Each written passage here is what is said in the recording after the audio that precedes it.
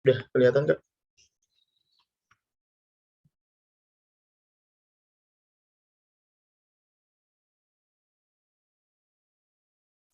Di unmute dulu Kak. Oh iya, ini masukkan suara saya. Maaf Betul. ya, dari tadi berisik, ramai banget soalnya. Yes. Oke. Kak Salsabila Ramadina. She is final year undergraduate student of Information Engineering at State Islamic University Syarif Hidayatullah, Jakarta. Kemudian, work experience, dia pernah bekerja di Stickern PT Paragon Pratama Teknologi as a Quality Assurance Engineer and now dia bekerja di MSGU PT Atrovis Techno Global sebagai IT Talent Consultant Business Partner. Dia juga aktif loh di organisasi di ISEC UIN Jakarta as a Head of Outgoing Global Volunteer Exchange Product dan sekarang menjadi Local Director. Dan masih banyak lagi. Terus tidak hanya itu, dia juga pernah menjadi volunteer experience di ISEC UIN Jakarta as organizing committee event impact circle dan ISEC in Czechoslovakia Republic as international volunteer. Wah, Masya Allah sekali ya, ini CV-nya keren banget, membuat saya speechless. Benar-benar Kak Salsabila itu hebat banget ya guys. Oke, speaker kali ini mempunyai latar belakang dan pengalaman yang luar biasa, sehingga bisa menginspirasi kita dan memotivasi kita. So, tunggu apa lagi? Mari kita sambut Kak Salsabila Ramadina untuk memaparkan webinar kali ini. Oke, makasih. Selamat siang, Kak. Ya, sama-sama. Ya. Apa kabar, Kak? Alhamdulillah baik. Ya. Nah, ini dia sesuatu luar biasa yang kita bicarakan tadi. Baik, tanpa menunggu lama lagi, waktu dan layar dipersilakan. Oke, terima kasih Kak Vina. Sebenarnya aku bilang terima kasih juga ke Kak Widi yang udah ngundang aku untuk acara hari ini. Sebelum aku mulai sesi aku dan sebelum aku juga kenalan, aku boleh nggak minta tolong teman-teman yang udah datang on cam dulu dong. Kan lagi ngobrol bareng nih, biar aku tahu nanti selama materi itu pada paham atau enggak, atau aku cepetan atau enggak. On cam yuk, on cam yang bisa on cam. Yuk, aku udah on cam nih, aku udah excited banget tuh. Yeay. Oke, makasih. Ya udah, sambil kenalan aku sambil share screen ya, teman-teman. Jadi hari ini aku akan ngebawain sesi tentang think creatively and have a spirit of loyalty in the organization di acara timing untuk teman-teman batch 2-nya Penarusa ya, kalau aku nggak salah. Nah, kenalin, nama aku Salsabila Ramadina. Teman-teman boleh panggil Kak Salsa atau Kak Caca. Sekarang aku menjabat sebagai Local Committee Presiden atau Director di ISEC UIN Jakarta term 2021 dan pernah ngelakuin action juga ke Czech Republic. Nanti kalau misalnya selama sesi aku ngomongnya kecepatan, bilang aja ya guys. Oh iya, sebelum aku mulai, aku mau dong tahu teman-teman di chatbox itu udah semester berapa sih? Terus dari universitas mana?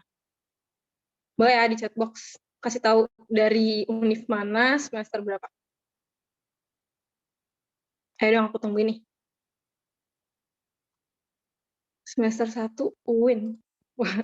Oke. Sambil nungguin, aku juga kenalan ya. Jadi aku sendiri udah semester 7, jurusan Teknik Informatika di UIN Jakarta.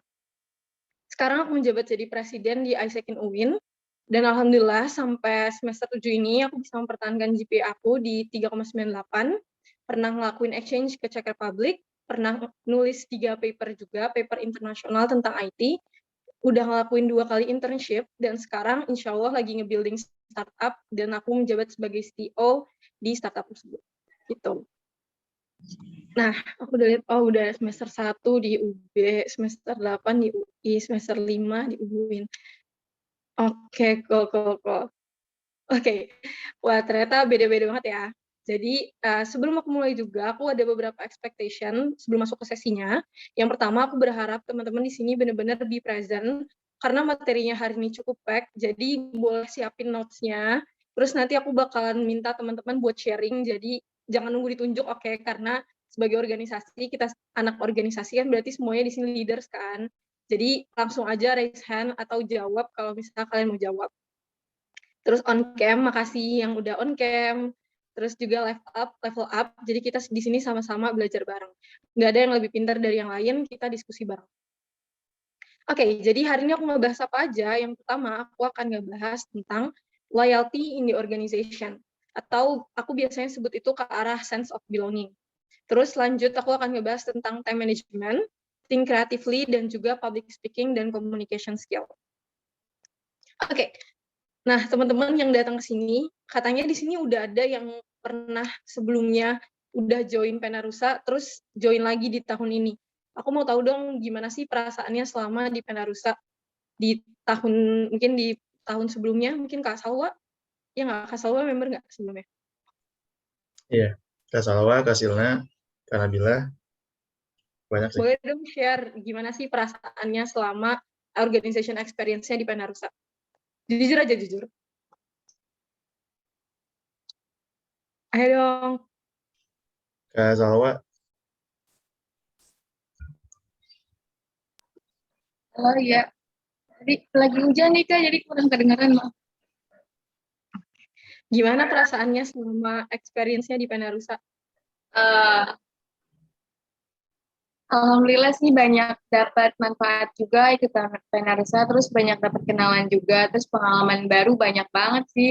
Bisa kenal-kenal. Biasanya kan sebelumnya masih lingkungan kampus aja nih, nah ini udah mulai dari Penarusa ini jadi mulai mengenal lingkungan luar kampus gitu. Jadi kan ada yang dari kampus mana gitu. Jadi punya teman baru di luar lingkungan yang aku dapat.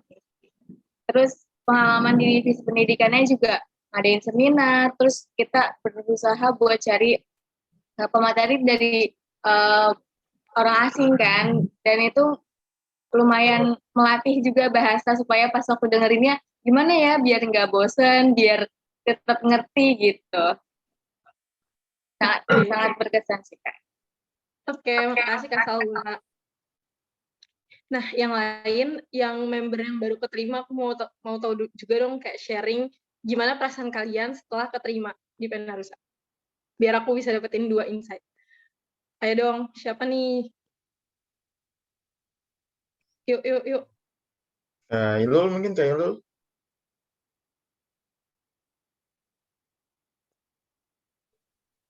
Siapa tuh yang Kan mau? aku anggota lama, Pak. Halo, ini Meku. Aduh, Kak Ilul udah terlihat Saya senior. anggota lama, Pak. Yang anggota baru.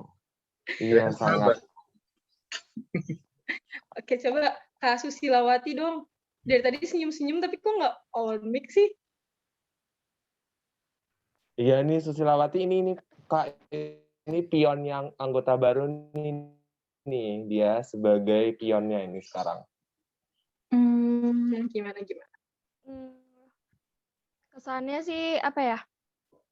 Seneng banget sih waktu keterima di Penarusa ini, kan sekalian improve skill juga kan, terus nyari pengalaman juga biar CV-nya itu bagus gitu, banyak pengalaman, dan juga kan semester 1 ini kayak belum terlalu berat gitu kan. Jadi di semester 1, di semester 2 itu emang goals aku adalah memperbanyak pengalaman di organisasi luar kampus kayak gitu, sebelum nantinya di semester 3 atau 4 itu kan udah mulai padat. Jadi aku udah mengurangi organisasi dan fokus untuk kuliah seperti itu, Kak.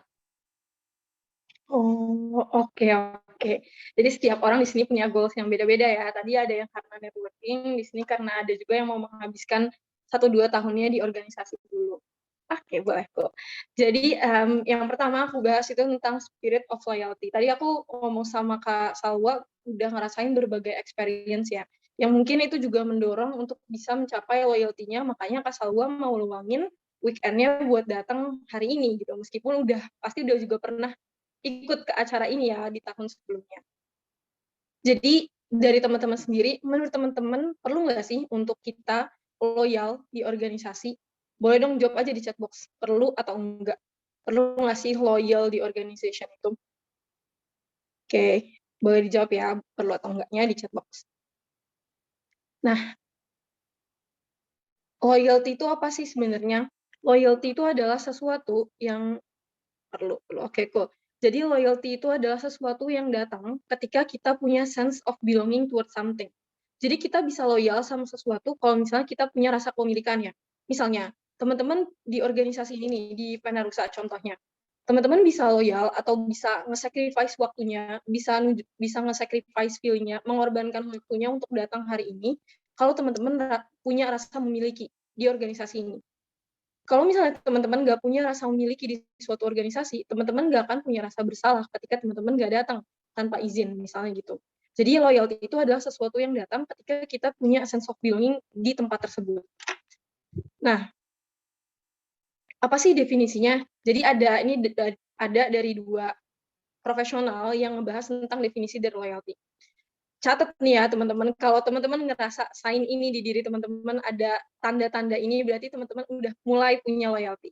Jadi loyalty itu pertama perasaan ketika teman-teman ngerasa ter-engage atau bagian dari suatu organisasi. Ketika teman-teman ngerasa di sini ter-involve gitu, ada personal involvement. Yang kedua, ketika teman-teman di sini menaruh perasaannya, kepercayaannya, dan juga ekspektasinya di organisasi ini.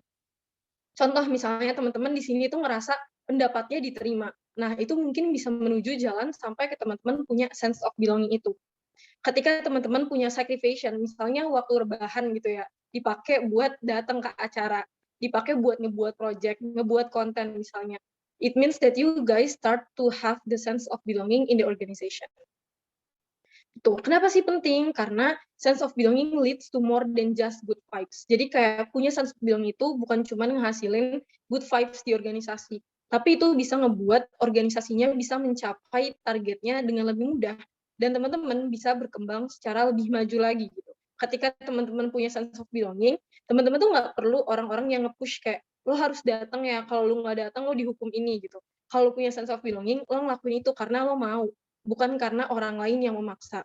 Kayak gitu, yang akhirnya bisa ngebuat kita akan berusaha lebih untuk diri kita, bukan karena ada seseorang yang nge-push kita. Kayak gitu.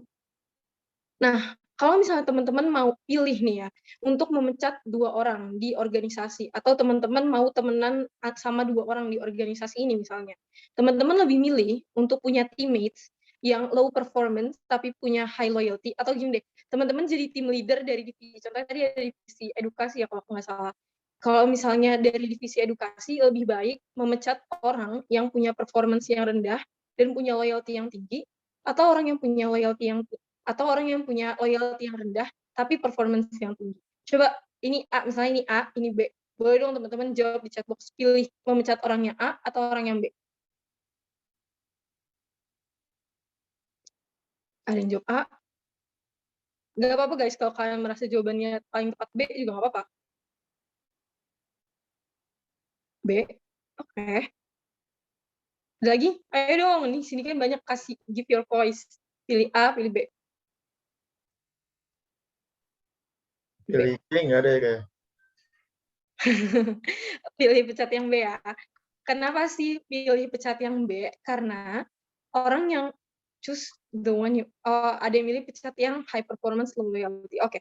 Kalau kenapa memilih high performance low loyalty? Kalau aku sendiri, aku akan lebih memilih untuk memecat orang yang high performance low loyalty. Memilih memecat orang yang punya memecat orang yang punya low loyalty lah ya intinya. Kenapa? Karena orang yang punya low loyalty ke depannya mungkin di bulan ini dia bisa menjadi high performance. Tapi siapa yang menjamin di bulan depan dia bisa punya high performance itu? Sedangkan orang yang punya high loyalty, dia akan berusaha karena dia punya sense of belonging untuk menjadi lebih baik lagi. Itu pengalaman aku sebelumnya tuh ada orang yang benar-benar high performance banget nih teman-teman di awal pas masuk organisasi. Tapi ternyata dia sangat selfish sama performance itu. Jadi dia datang untuk suatu organisasi untuk dirinya sendiri. Dia nggak mau untuk membantu development dari orang-orang di sekelilingnya. Yang ngebuat akhirnya di bulan-bulan ke depannya dia udah berubah menjadi low performance dan low loyalty.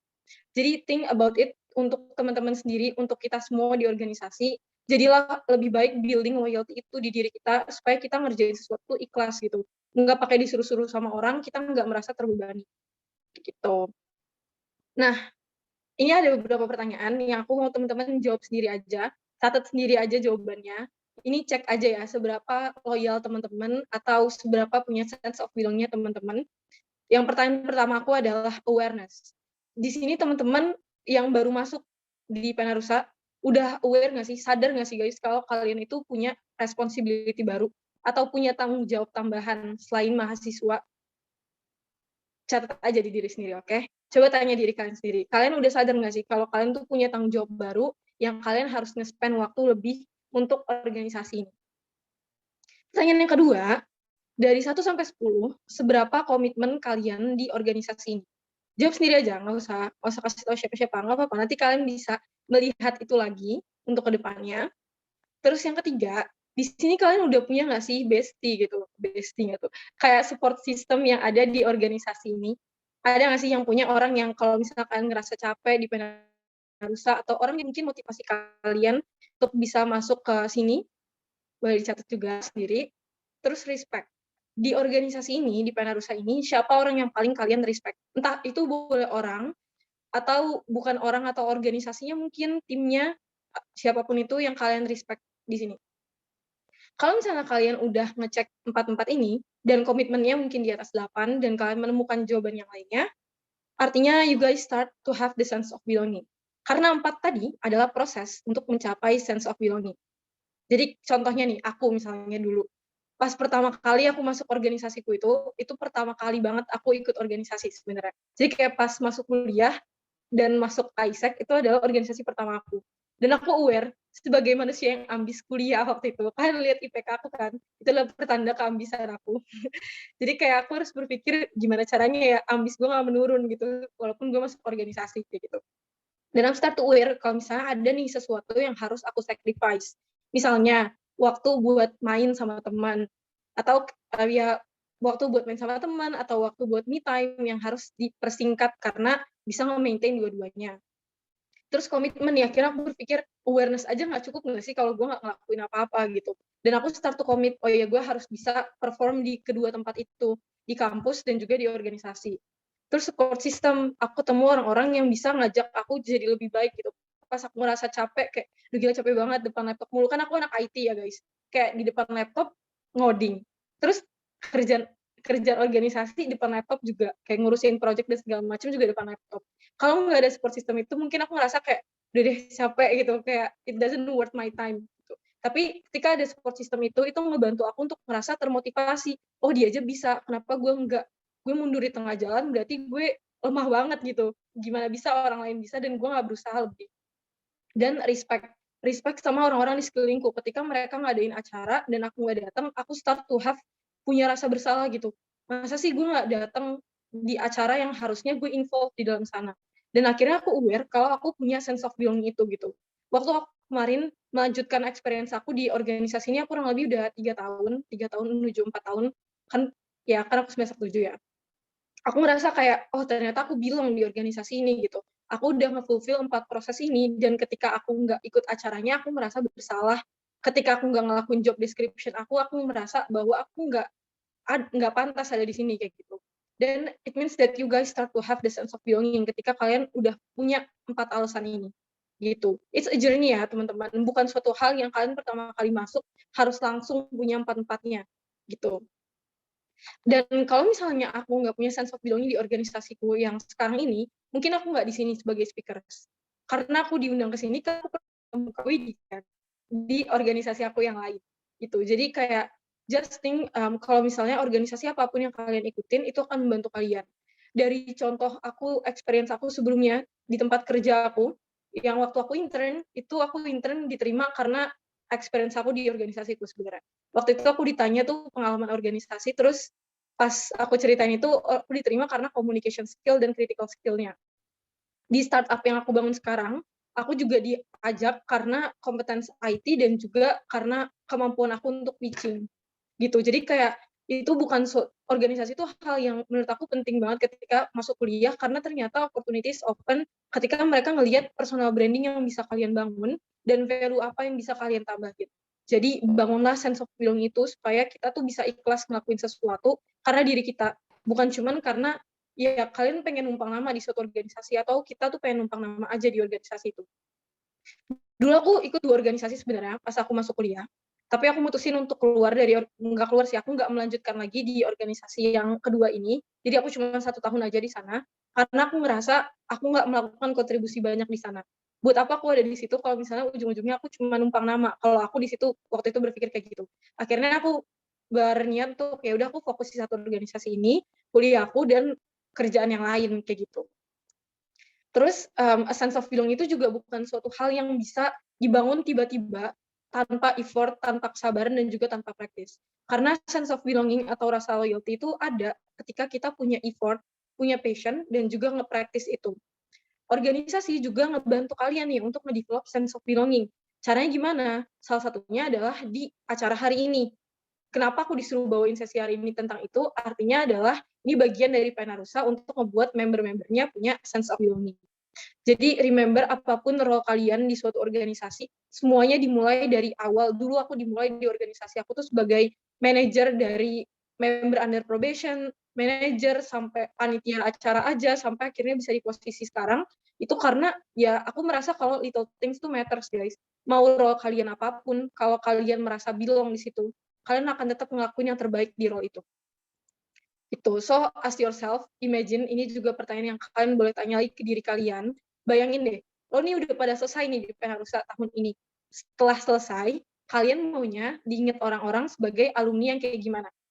Ingat, bilang nggak sih kayak kalian bayangin, kalau misalnya kalian ketemu orang nih, terus kalian bilang, gue pengalaman organisasi di Penarusa. Terus orang-orang nanya, di Penarusa ngapain? Terus kalian bilang, gue jadi member aja member di apa gitu. Terus tanya ngapain gitu guys. Jadi member di suatu organisasi itu bukan jawaban dari kalian tuh ngapain. Jawaban dari kalian ngapain adalah apa yang kalian lakuin di sana.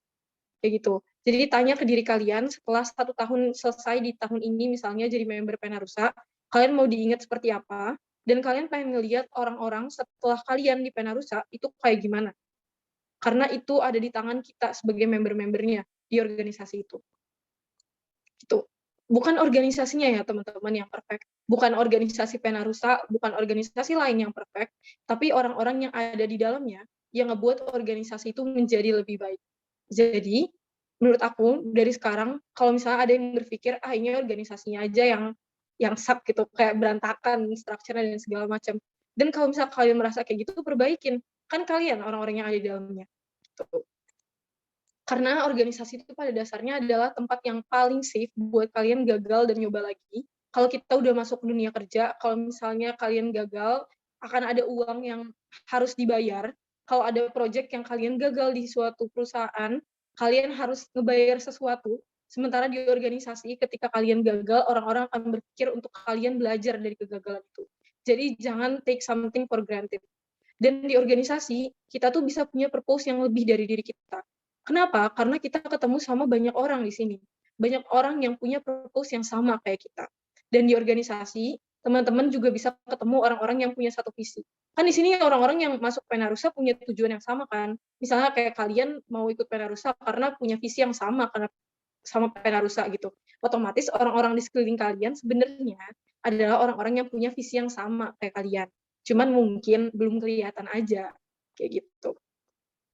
Jadi aku juga mau bilang kalau misalnya bukan membership di organisasinya, bukan title-nya, gue sebagai ketua divisi apa, atau gue sebagai pemilik organisasinya, atau gue udah 2 tahun di sini, 3 tahun di sini. Bukan itu yang buat kita tuh spesial sebagai member dari organisasi.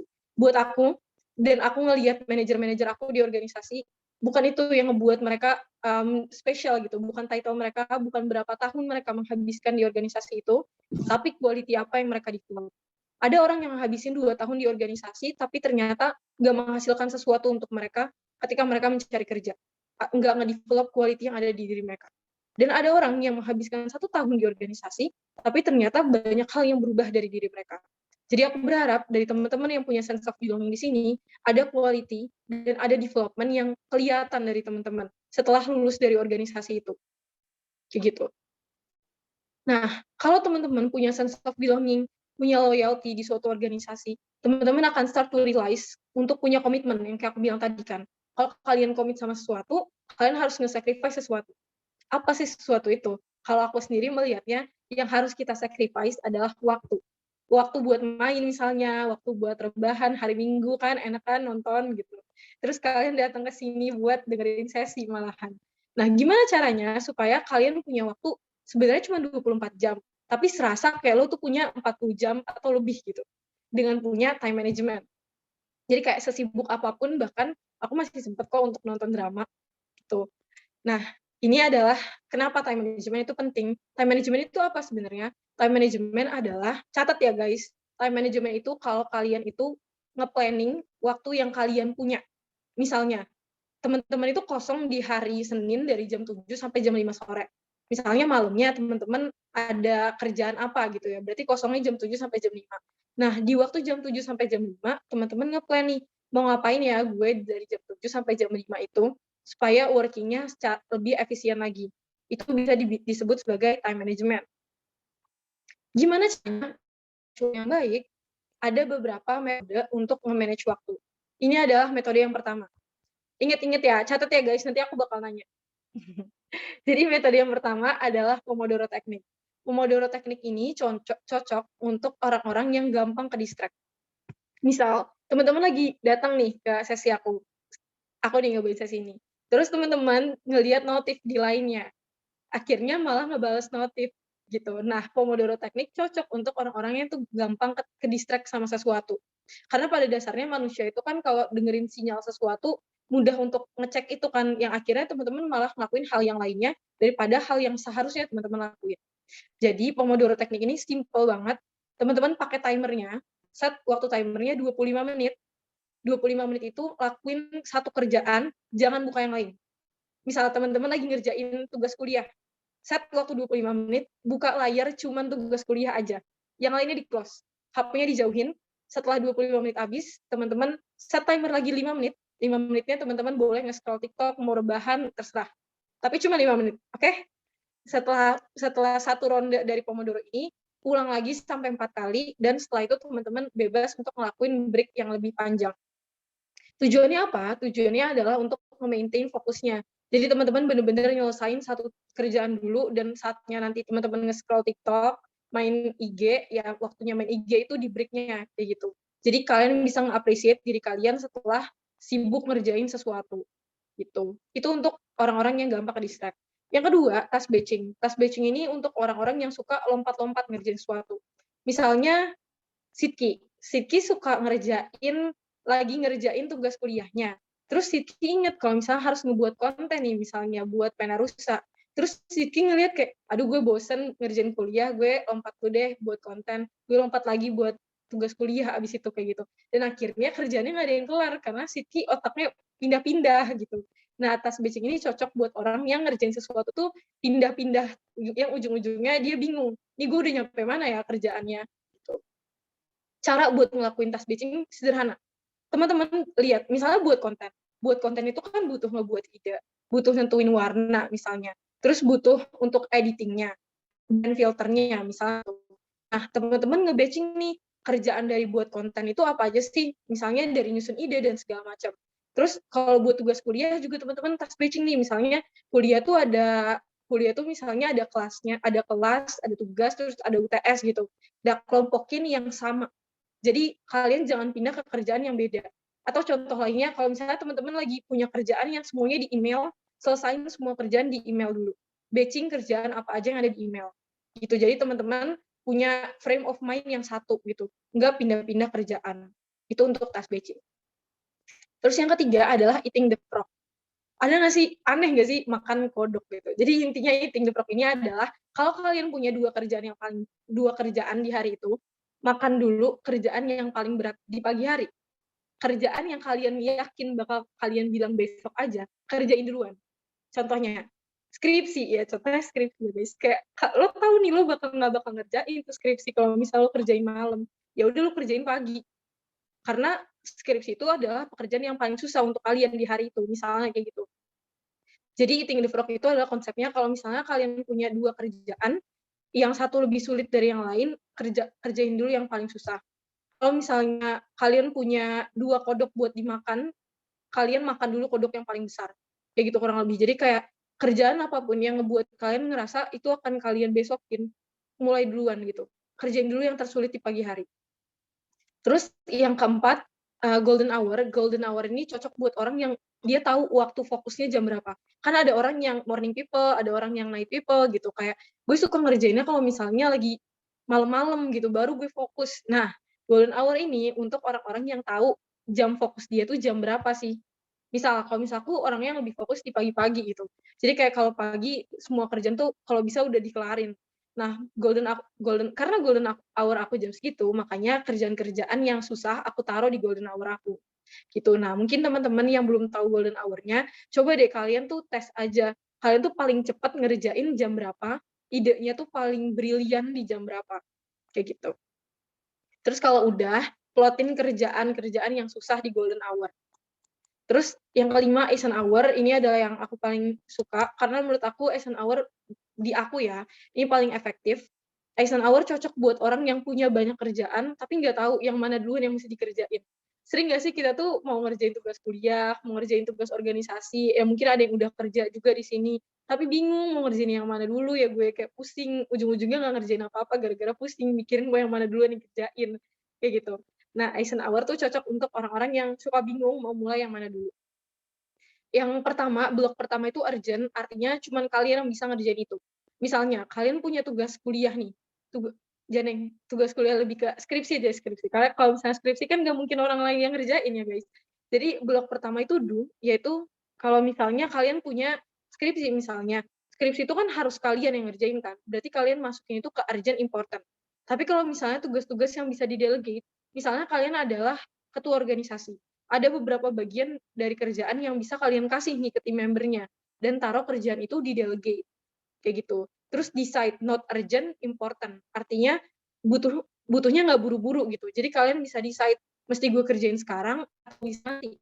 Terus delete itu adalah sesuatu hal yang nggak penting.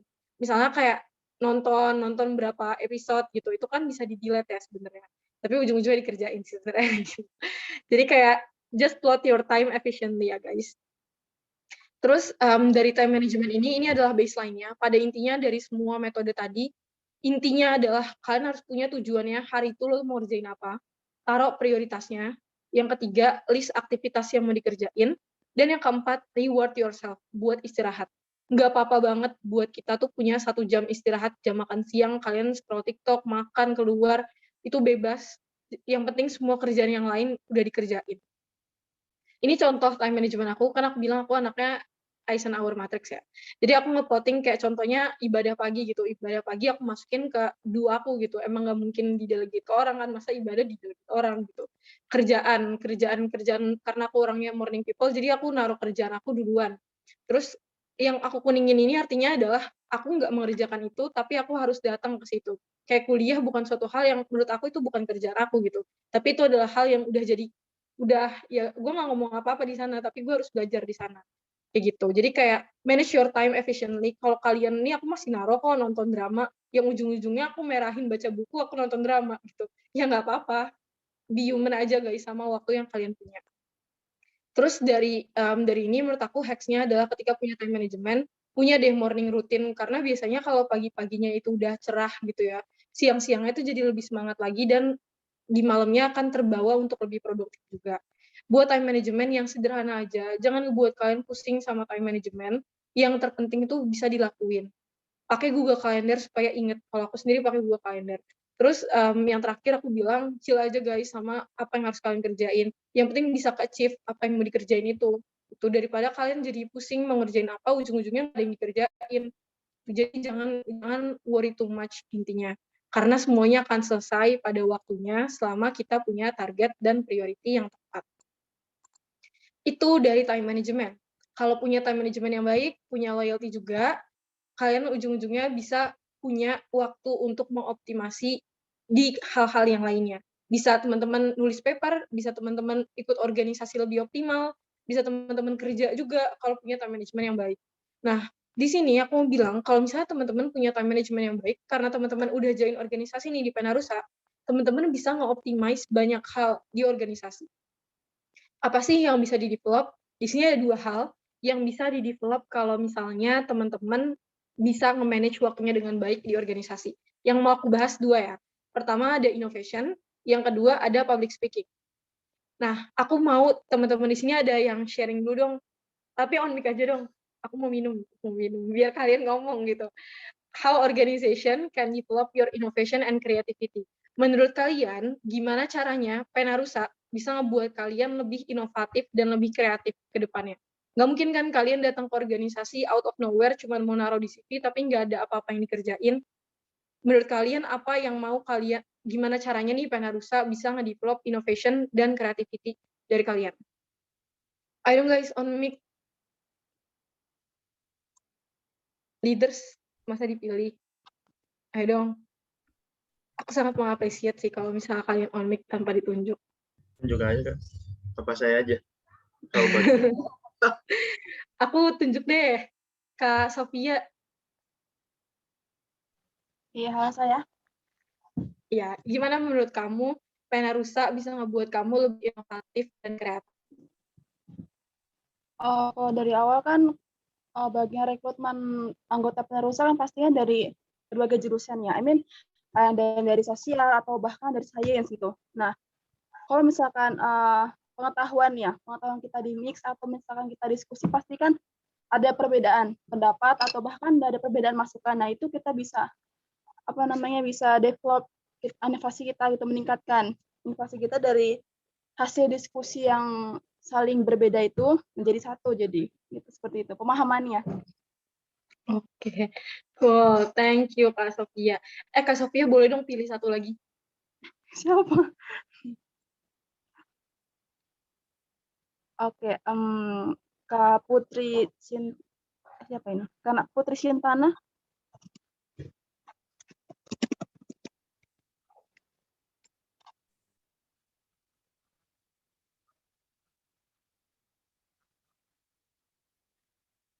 Siapa tadi Kak Putri? Suaranya Kak Putri, nggak ada suara. Apa saya doang yang nggak ada suaranya? Udah kok, udah ada. Coba Kak Putri. Belum. Jadi belum ada. Belum ada kan suaranya? Ya, belum. Coba mic-nya Kak. Yuk Kak Putri bisa yuk. Pakai 2 device masa? Enggak sih. Suaranya Kak Putri. Oh, mic-nya ya? Iya. Nggak bisa ya mic-nya. Ya udah deh. Kak Sofia boleh. Siapa tadi ada yang udah on mic? Ada yang mau share? Kalau Kak Nabila Nur Hidayah.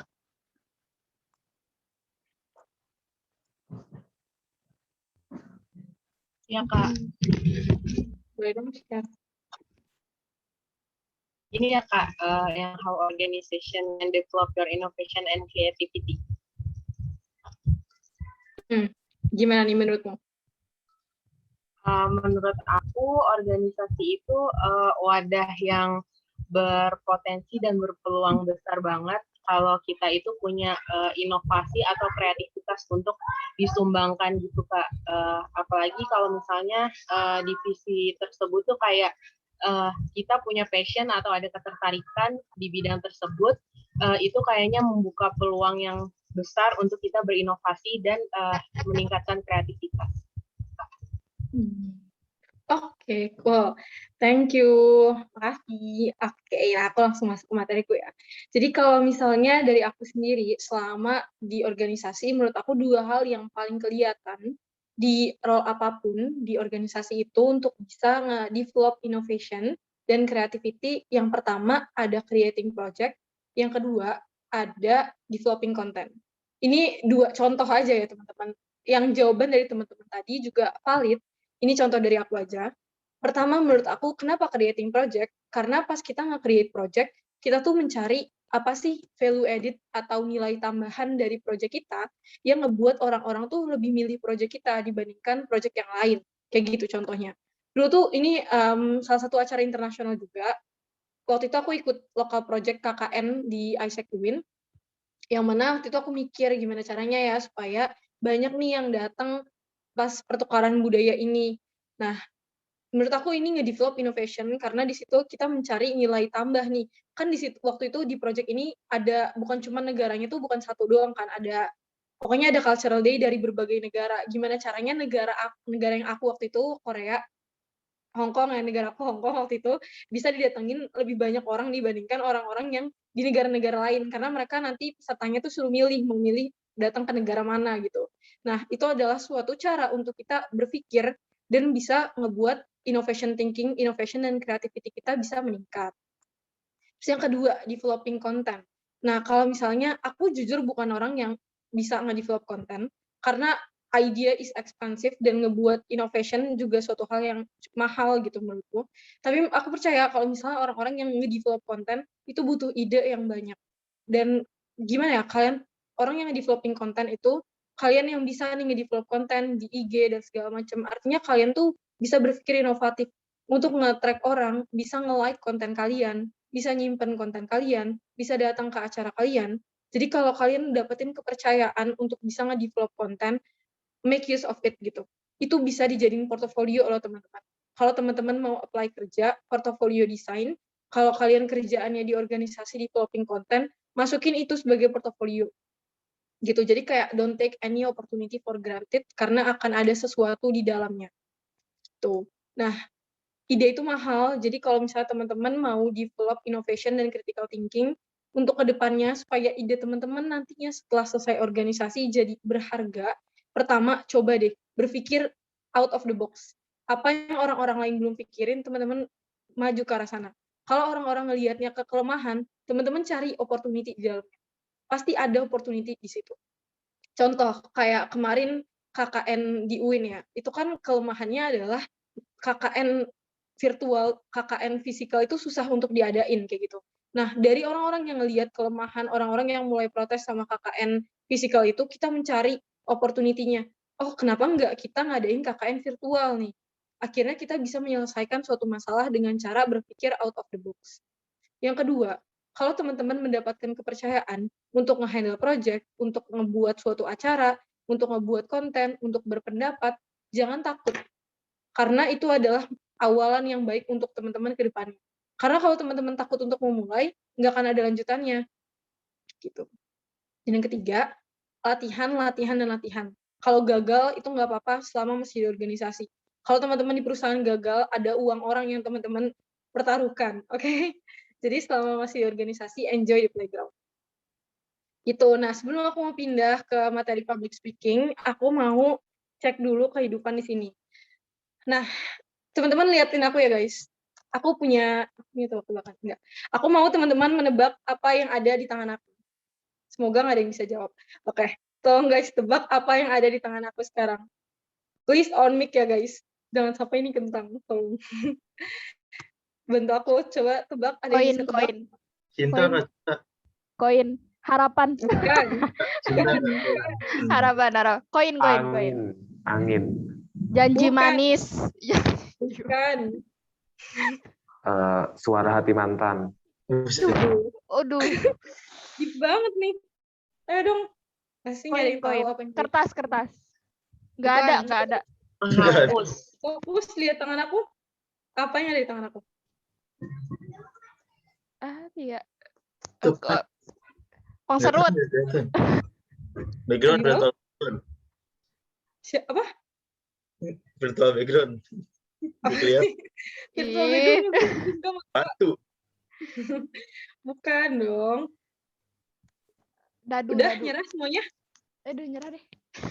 Nah sih, bakal benar. Oke, jadi yang di tangan aku adalah perhatian dari kalian. Kenapa? Karena kalian semua menebak apa yang ada di tangan aku kan? Jadi fokus aku yang ada di tanganku. Fokus kalian yang ada di tangan aku. Gitu. Oke. Makasih ya teman-teman udah fokus menebak apa yang ada di tangan aku. Oke, jadi kita lanjut ke sesi berikutnya, ke materi berikutnya, maksud aku tentang public speaking. Tadi kan aku udah ngebahas tentang creativity ya. Gimana organisasi bisa nge-develop creativity. Sekarang aku mau teman-teman lagi sharing, gimana menurut kalian organisasi bisa nge-develop public speaking. Ada yang mau sharing? Gimana menurut kalian organisasi bisa mendevelop public speaking? Siapa yuk? Aku boleh gak? Boleh dong. Sepengalaman aku ya, organisasi itu dalam aku mengikuti organisasi itu tuh emang benar-benar ngebantu banget orang-orang yang awalnya sebelumnya kayak aku misalnya gak bisa sama sekali public speaking tapi dipaksakan oleh keadaan jadi kita bisa sendiri. Terus organisasi itu benar-benar kayak ngebantu kita dalam meningkatkan public speaking kita sih gitu. Oke, thank you Kak Susi. Kok, nah public speaking itu bisa membantu organisasi, bisa di-develop di organisasi, benar banget. Nah, tapi orang tuh suka blind nih, kayak suka confused. Apakah orang yang punya public speaking yang baik juga adalah orang yang bisa berkomunikasi dengan baik? Well, jawabannya enggak. Orang yang punya public speaking yang baik bukan berarti bisa berkomunikasi dengan baik. Jadi kalau teman-teman di sini melihat ada suatu leader dari organisasi misalnya, dia jago nih public speaking-nya, itu nggak menjamin dia bisa berkomunikasi dengan baik sama orang-orang yang ada di timnya. Kayak gitu. Nah, yang pertama, kalau misalnya teman-teman mau ngelakuin public speaking, ada beberapa yang harus teman-teman tanyain dulu sebelum teman-teman ngelakuin public speaking. Yang pertama, contohnya nih, aku hari ini ngebawain sesi. Aku tanya dulu ke diri aku, dari aku ngebawain sesi hari ini, apa sih yang mau aku achieve? Tujuan aku apa sih datang ke acara hari ini, ngebawain sesi hari ini? Public speaking aku hari ini tuh mau menghasilkan apa? Gitu. Terus yang kedua, tanya dulu nih, aku nanya ke diri aku, siapa sih yang bakal dengerin sesinya? Kan makanya aku bilang tadi kan, aku ngelihat kalau teman-teman di sini adalah orang-orang yang baru keterima, batch 2, atau teman-teman yang udah punya pengalaman sebelumnya. Karena ya yang aku tahu audiens aku itu adalah kalian, kayak gitu. Dan apa sih yang sebenarnya teman-teman butuhin? Oh, teman-teman di sini butuh untuk tahu tentang loyalty, tentang management skill, dan juga tentang public speaking dan innovation. Terus kalau teman-teman mau ngelakuin public speaking, teman-teman juga harus tahu message atau pesan apa sih yang teman-teman mau kasih ke orang-orang, tone suaranya kayak gimana. Misalnya, ketika aku ngasih penekanan sama sesuatu, artinya itu adalah suatu hal yang serius.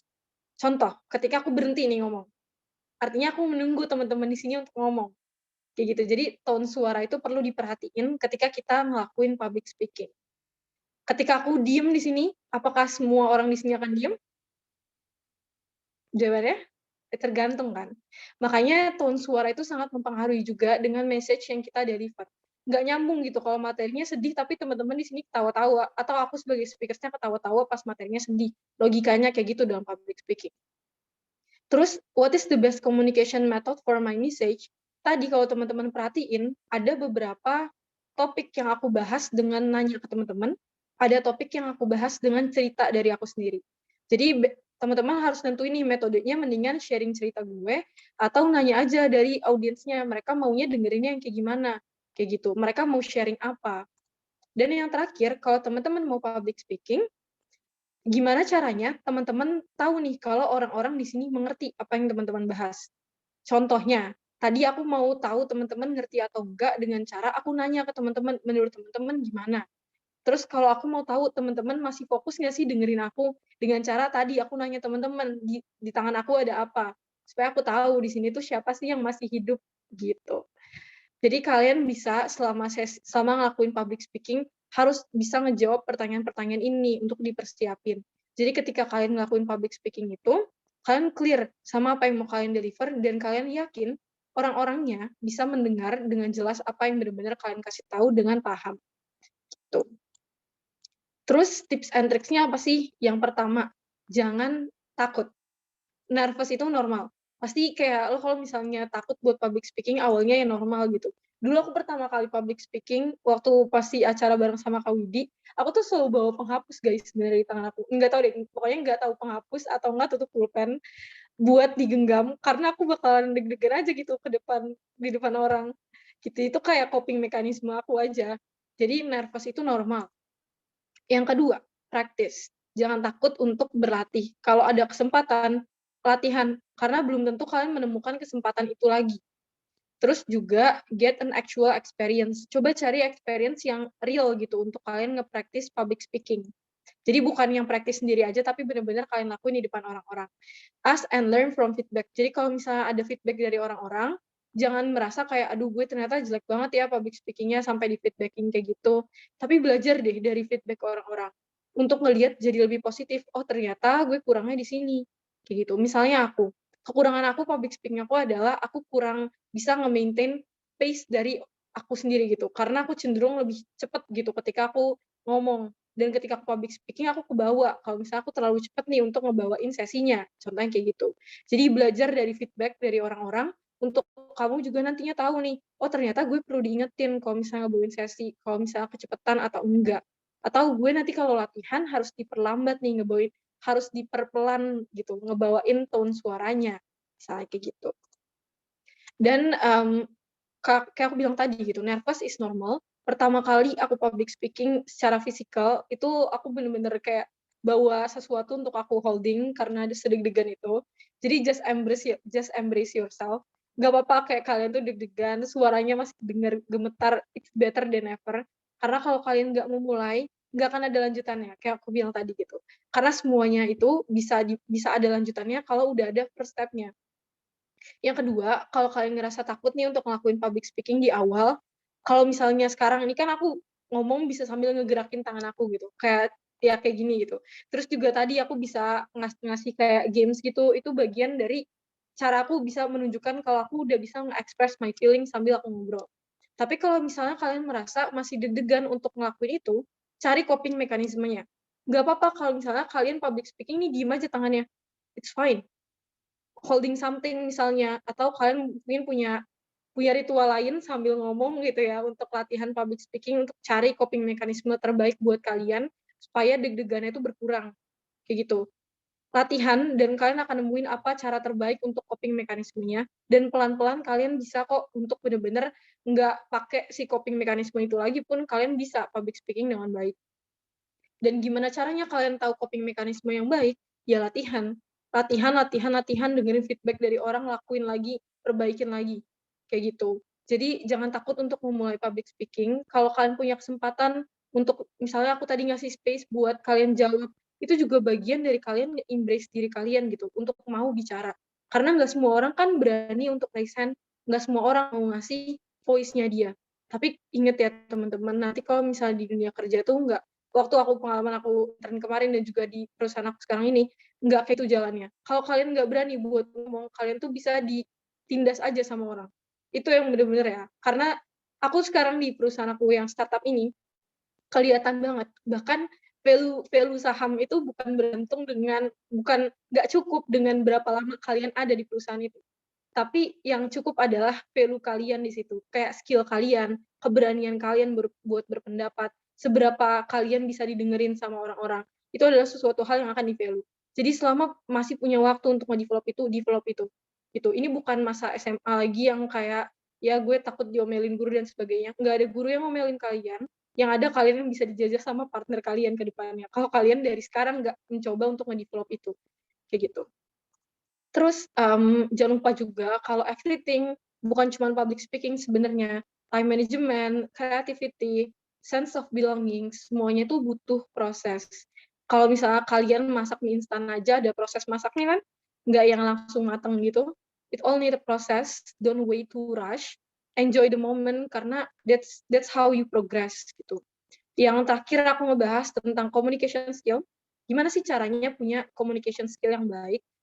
Coba aku mau di sini nanya, kan tadi aku udah ngebahas tentang public speaking kan. Public speaking kan gimana kita berani untuk ngomong. Nah, aku mau nanya yang belum ngomong nih ya. Menurut kalian gimana caranya bisa punya good communication skill di organisasi? Contoh implementasi good communication skill deh di organisasi. Ayo, yang belum on mic, aku mau dengar suaranya. Bentar.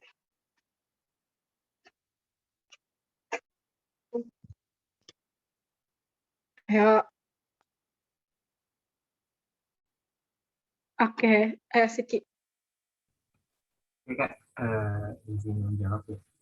Kalau misalkan kita berbicara terkait komunikasi atau itu dan lain-lainnya di organisasi sebenarnya banyak gitu kan, banyak caranya gitu kan, banyak juga gimana dari kita mulai gitu kan, gimana caranya kita buat mengimplementasikan apa yang nantinya kita mau sampaikan gitu, apa yang sudah kita belajar lah selama di organisasi tersebut gitu.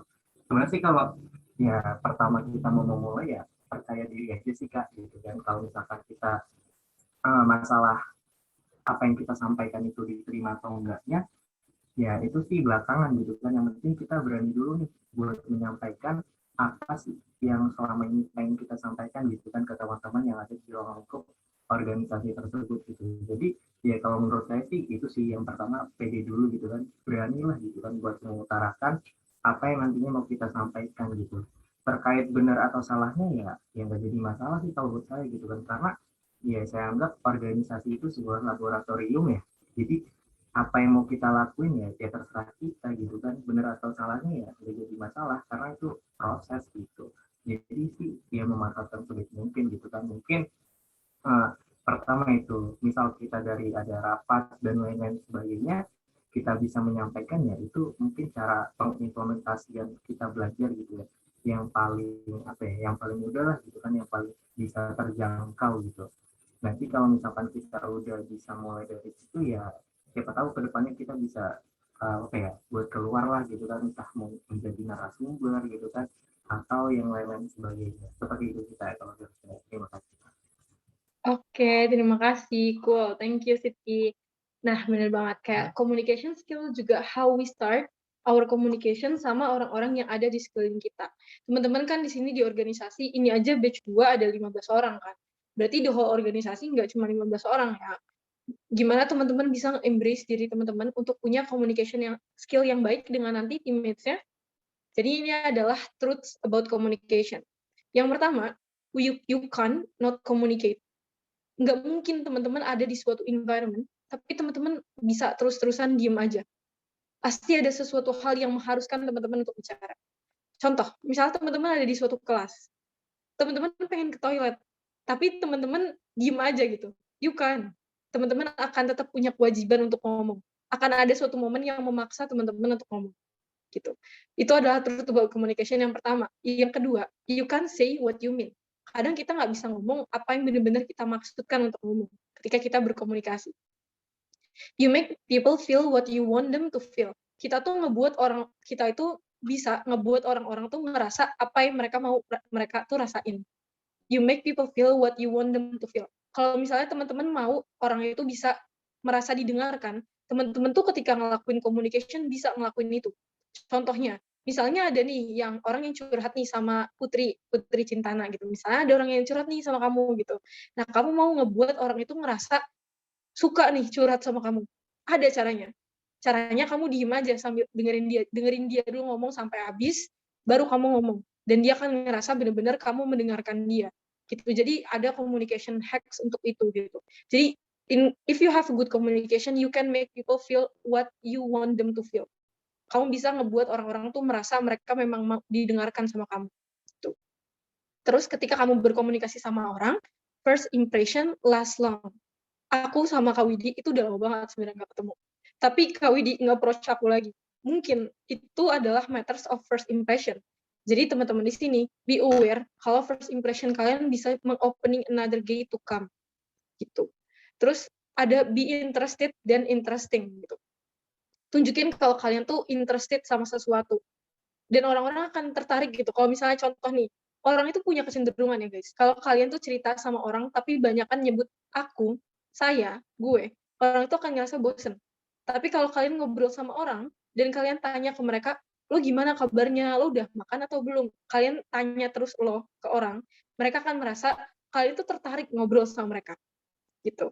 Jadi kayak kalau misalnya kalian ngobrol sama orang, usahain untuk nggak jadi orang yang terlalu selfish untuk cuman fokus ke diri kalian. Tapi tanyalah tentang orang itu juga. Karena kita si human emang punya tendensi untuk kayak gitu.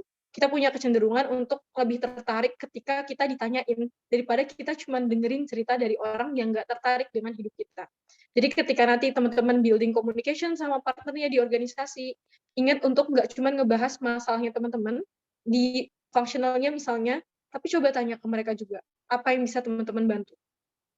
Terus, your body speak louder than your word. Kalau misalnya teman-teman, misalnya nih, aku senyum nih, tapi aku ngomel-ngomel, gitu ya, senyum tapi ngomel. Contohnya, kayak misalnya aku senyum nih, tapi aku kelihatan, ekspresiku tuh kelihatan marah, atau aku kelihatan bete sebenarnya. Orang-orang akan tetap receive aku sebagai aku yang bete. Bukan aku yang senyum meskipun aku kelihatan, meskipun aku senyum gitu, meskipun aku trying kayak gitu. Jadi ensure kalau teman-teman tuh punya punya body language yang tepat sesuai momennya. Ketika momennya teman-teman serius, ketika momennya teman-teman semangat, memotivasi orang, atau momen di situ lagi sedih, tempatkan kalian dengan body language-nya di posisi yang tepat, gitu, di momen yang tepat. Itu truth about communication. Nah, tadi kan aku bilang ya, first impression lasts long. Kalau kalian suka pilih nih ya, ketemu orang nih, si A sama si B, kalian milih ketemu sama orang yang A apa yang B? Ayo dong. Aku mau on mic aja dong kali ini. Aku masih ada waktu. Ya, Kak. Ayo dong on mic. Siapa tuh?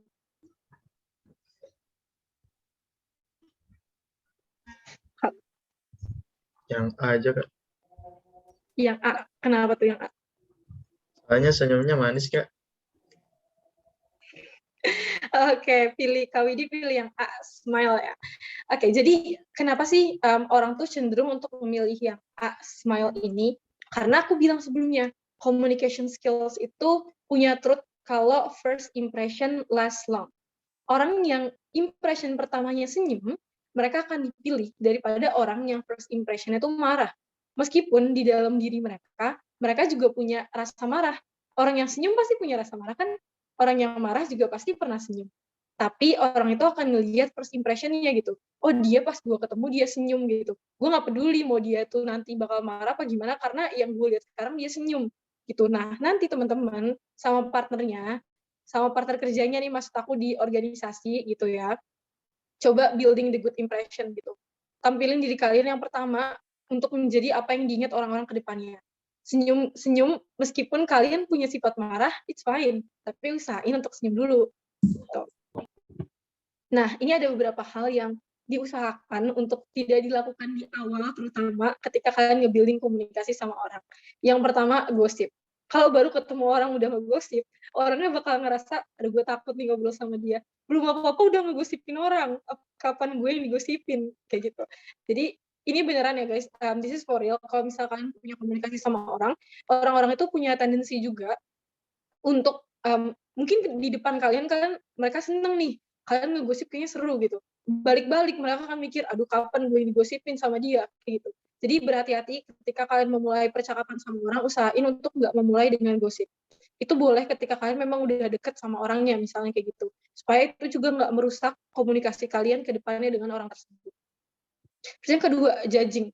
Kalau kalian nih dengerin curhatan dari orang, usahain untuk nggak langsung bilang, ya lo sih yang salah, kayak gitu. Nah, itu ngebuat orang-orang takut nantinya untuk cerita lagi sama kalian. Misal, temennya di Penarusan nih ada yang cerita kalau, aduh gue capek deh nih sama Kak Widi misalnya. Kak Widi nyuruh-nyuruh mulu, gitu. Nah, itu kan berarti judging kan. Oh, nih orang ngejudge Kak Widi nyuruh-nyuruh mulu, gitu kan.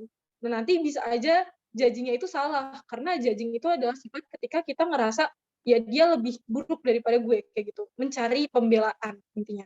Nah, jadi usahakan ketika kalian komunikasi sama orang, prevent untuk ngejudge orang sebelum kalian tahu proof-nya.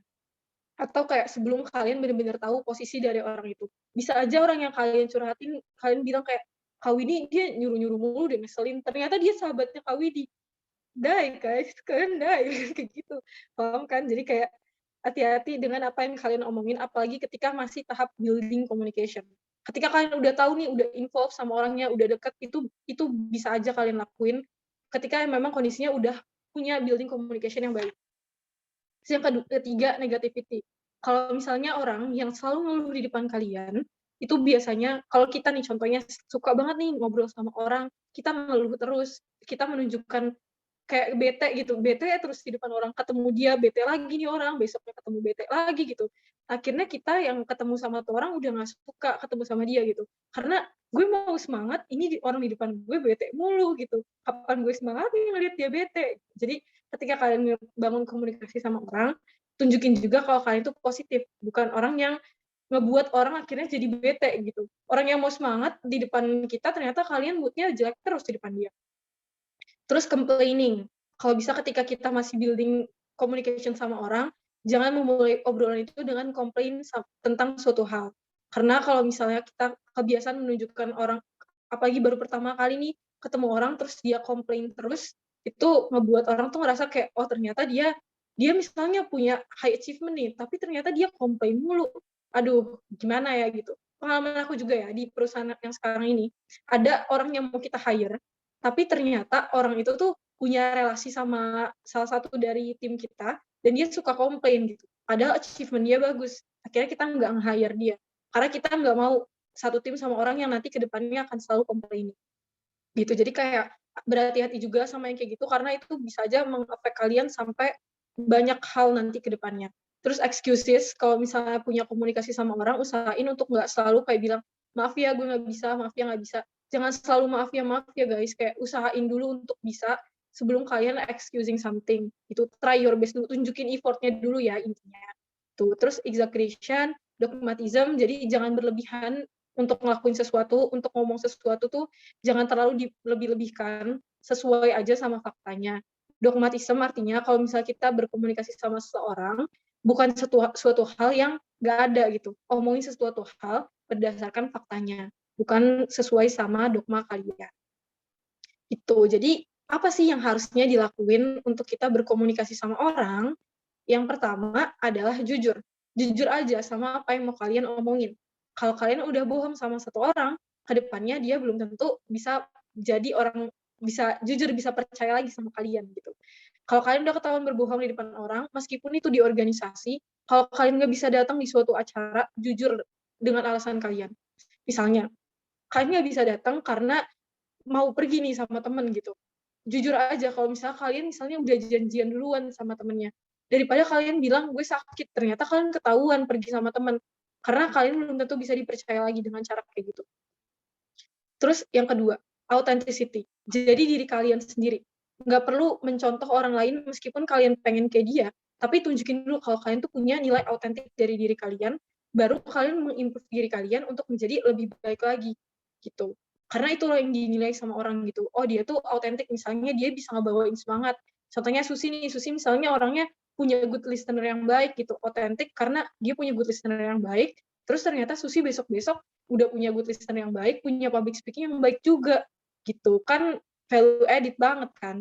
Terus integrity. Integrity tuh ketika ngelakuin sesuatu, teman-teman tuh bener-bener nggak setengah-setengah gitu. Punya integritas di kerjaannya. Bukan yang kayak contohnya misalnya Nabila gitu. Nabila buat konten, tapi kontennya tuh yang penting jadi, bukan konten yang terbaik yang bisa Nabila hasilin. Nah, ketika kalian ngelakuin komunikasi ke seseorang juga, kalian harus menunjukkan integritinya gitu. Kalau kalian berkomunikasi memang sesuatu yang kalian mau omongin ke dia gitu. Terus yang terakhir, ketika kalian berkomunikasi sama seseorang, show love. Kayak love di sini tuh maksudnya positivity-nya gitu. Komunikasikan sama seseorang, usahain tunjukin kalau kalian tertarik untuk ngobrol sama mereka, dan kalian positif sama apa yang lagi diobrolin. Malah bawa lama. Oke. Itu mungkin materi terakhir yang aku bahas. Banyak banget ya aku bahas hari ini. Semoga teman-teman bisa dapetin ilmunya. Enjoy the organization di Penarusa, karena organisasi itu playground teman-teman. Ada yang jungkir balik, ada yang santai, ada yang have fun, ada yang bisa dapetin development sambil have fun juga. Semoga teman-teman orang yang bisa dapetin development sambil have fun juga di organisasi ini. Terus ya Penarusa ini mungkin jadi playground teman-teman selama masih kuliah. Dan ingat juga, jangan take any opportunity for granted. Belum tentu orang-orang di luar sana tuh kan banyak yang mau join juga organisasi ini kan. Tapi teman-teman yang diterima. Jadi jangan ngebuang suatu opportunity for granted gitu untuk yang teman-teman sia-siain. Karena it wouldn't come twice to you. Mungkin dari opportunity Penarusa ini bisa ngebuka jalan ke teman-teman ke lebih banyak hal lagi. Gitu. Oke? Itu aja sesi aku hari ini. Makasih. Balikin lagi ke MC. Luar biasa sekali ya materi yang dipaparkan oleh Kak Salsabila tadi. Benar-benar daging semua nih. Dan ini juga sudah menjawab kebingungan kita yang ada di benak-benak kita selama ini, kayak tentang organisasi, terus tentang public speaking, terus bagaimana cara manage waktu, dan lain sebagainya. Alright, this is the time to question and answer. Kita akan membuka sesi tanya jawab bersama untuk berdiskusi dengan narasumber dan teman-teman yang ada di sini. Silahkan saya beri kesempatan kepada yang ingin bertanya untuk raise hand atau ketik di kolom chat ya teman-teman.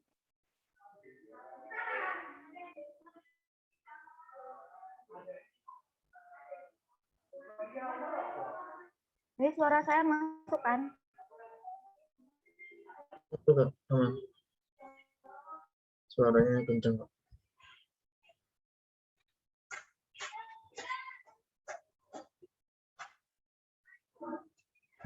Ada Kak Sofia udah resenya tuh.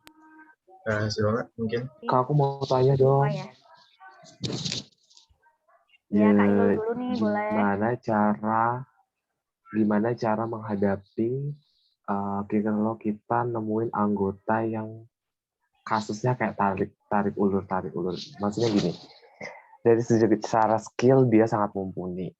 Dari segi loyalitas, kadang ketika kita udah kan dalam organisasi kita kasih peneguran, kayak tanya, terus kayak dia selalu bilang janji, ya Kak, saya akan memperbaikinya Kak, terus besok beberapa waktu kemudian terulang lagi, iya Kak, saya bakal. Jadi kayak terus gitu. Jadi kita sebagai orang yang punya kebijakan itu, kita bingung sebenarnya kita mau nge-cut dia atau enggak, karena dari sisi lain dia kayak selalu kasih kita harapan, iya Kak, saya bakal ini lagi Kak, berusaha lagi. Cuman realitanya dia kembali lagi. Jadi kayak tarik ulur gitu Kak. Kayak kalau bahasa orang pacaran di ghosting. Ghost. Oke. Itu sih Kak pertanyaanku. Oke, makasih Kak Ilul. Terus pertanyaan yang ada pertanyaan kedua. Boleh nggak sih dua? Boleh. Lanjut. Boleh kan. Pertanyaan kedua ya. Ya, pertanyaan kedua adalah ini kan komunitas kita tuh berbasis online, di mana anggota komunitasnya juga tersebar di berbagai wilayah. Yang namanya sebuah organisasi kadang kalau emang nggak ketemu secara langsung itu kadang si rasa kekeluarganya agak kurang. Nah, dari pengalaman sebelumnya itu kita itu satu sama lain itu kayak menjalankan segala sesuatu ya kayak nggak merasa ada feel gitu loh. Jadi banyak orang yang cabut, banyak orang yang gimana cara untuk meningkatkan rasa kekeluargaan secara online kayak gini loh Kak, di virtual kayak gini gitu, yang kita nggak bisa bersentuhan secara langsung. Oke, thank you. Oke, terima kasih Kak Ilul. Mungkin langsung ke Kak Sofia Rani aja ya Kak, biar nanti jawabnya langsung gitu. Ya, terima kasih atas waktunya. Di sini saya mau bertanya perihal communication skill. Jadi kan communication skill kan kemampuan mengutarakan gagasan kepada banyak orang gitu. Nah, kalau misalkan saya berusaha mengutarakan gagasan tentang materi A gitu. Materi A saya menjelaskan perlahan, tetapi ternyata ada beberapa orang gitu, ternyata apa yang saya sampaikan itu nggak sesuai gitu. Tiba-tiba dia mungkin memikirkan ke B gitu loh. Jadi nggak sejalan gitu, nggak selinear gitu. Apa emang itu bisa dikatakan bahwa communication skill saya memang kurang atau bagaimana? Ya, terima kasih. Terima kasih. Pertanyaan yang pertama dari Kak Ilul, bagaimana caranya ketika kita bertemu dengan member kita yang suka kayak tarik ulur alias mengghosting gitu. Nah, terus pertanyaan yang kedua juga dari Kak Ilul, gimana sih cara meningkatkan kedekatan gitu antar member satu sama lain walaupun online. Terus pertanyaan yang ketiga dari Kak Sofia Rani yaitu apakah komunikasi skillnya itu tidak kompeten ketika kita mengutarakan gagasan, tetapi gagasan itu kurang dipahami oleh teman-teman kita. Begitu, terima kasih. Oke, terima kasih Kak Shilna buat udah ngulang pertanyaannya. Oke, aku jawab pertanyaan dari Kak Il dulu ya. Pertanyaan pertamanya, gimana kalau misalnya di ghosting sama member yang memberikan harapan ya? Oke, kalau misalnya dari aku sendiri, kalau misalnya aku selama ini di organisasi kita selalu tegas. Kalau misalnya memang dia mengulang, kalau misalnya dia ngelakuin kesalahan, tim leadernya berhak ngasih warning letter. Jadi kayak Khairul boleh ngasih warning letter, saran dari aku ya, coba kasih warning letter ke dia. Jadi kalau misalnya dia ngulang lagi, udah menjadi keputusan dalam letter itu kalau dia akan dicabut sebagai member. gitu. Jadi kayak bukan masalah kompensasi performance dia gitu. Kita bisa kok mencari orang yang punya performance lebih baik lagi, kayak yang tadi aku bilang kan. Lebih baik nge-hire orang yang punya high loyalty, low performance, atau gimana gitu. Nah, kalau di sini konteksnya adalah ketika kayak gitu, konsep dari organisasi artinya udah disepelekan ya menurutku. Jadi kayak penting untuk kita tahu siapa orang-orang yang akan ada di organisasi ini untuk memastikan bahwa organisasi ini akan tetap ada sampai di tahun berikutnya. Jadi kalau misalnya kita mempertahankan orang yang seperti itu, dikhawatirkan nantinya nggak ada yang meneruskan di tahun berikutnya gitu. Kenapa? Karena performance dia bagus sekarang. Tapi apa jaminannya di bulan ke depan performance-nya akan bagus lagi? Apa jaminannya di bulan ke depan juga dia bisa lebih membaik lagi dan dia bisa ikut lagi di organisasi itu sampai ke tahun depannya. Dia bisa ngajarin orang-orang tentang performance yang baiknya dia gitu. Gimana kalau dia malah memberikan contoh untuk yang lainnya untuk bisa seperti itu?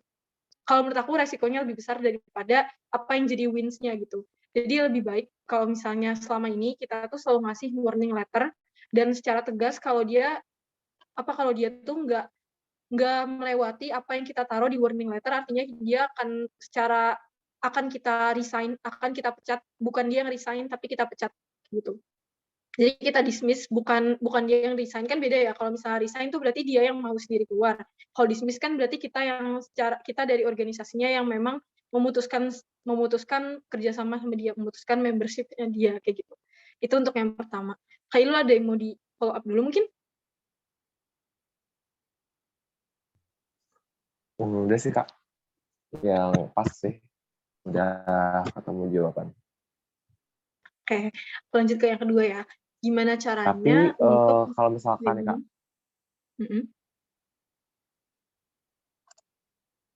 nggak jadi. Jadinya kayak lu. Jadi aja loh, sayang loh. Nggak jadi. Kesalahan nanti sibuk. Lanjut. Oke, lanjut ke yang kedua ya. Yang kedua, gimana caranya ningkatin rasa kekeluargaan secara online. Di sini kan banyak nih member-member yang baru datang. Kalian tadi berekspektasi ada yang pengen punya communication skills. Ada yang bilang pengen menghabiskan masa kuliahnya di organisasi. Harusnya kalau misalnya punya komitmen kayak gitu, kalian nggak akan keluar kan di tengah? Jadi menurut aku intinya adalah karena semua orang di sini tuh punya alasan untuk masuk organisasi. Tapi nggak semua orang punya alasan untuk bertahan di suatu organisasi. Jadi, jawaban aku untuk virtual ini, di organisasiku sekarang sebenarnya selama setahun ini kita sama sekali belum ngadain acara fisikal apapun, bahkan di setiap fungsional, kumpul 5 orang aja pun kita belum sama sekali.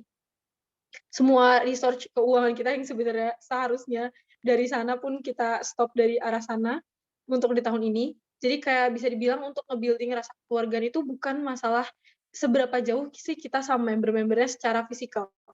Tapi gimana caranya kita bisa mempertahankan ekspektasi member-member kita yang ada di sini. Kalau menurut aku, yang pertama itu yang paling penting adalah building-nya sih Kak Ilham. Dari awal tuh building pace sama member-member tuh kayak gimana. Building tuh tahapan di mana kita itu tahu ekspektasi dari setiap orang di sini, komitmennya setiap orang yang ada di sini, dan nanti kayak progres mereka tuh, pekerjaan mereka tuh jelas gitu. Karena kadang sebagai seorang leaders tuh kita terlalu menyalahkan orang-orang yang lainnya, sementara kita lupa kalau misalnya kita sebagai leaders-nya mungkin yang salah. Mungkin kita yang nggak ngasih ke mereka nih space untuk bisa lebih dekat satu sama lain. Mungkin kita yang nggak tahu mereka maunya apa di organisasi ini.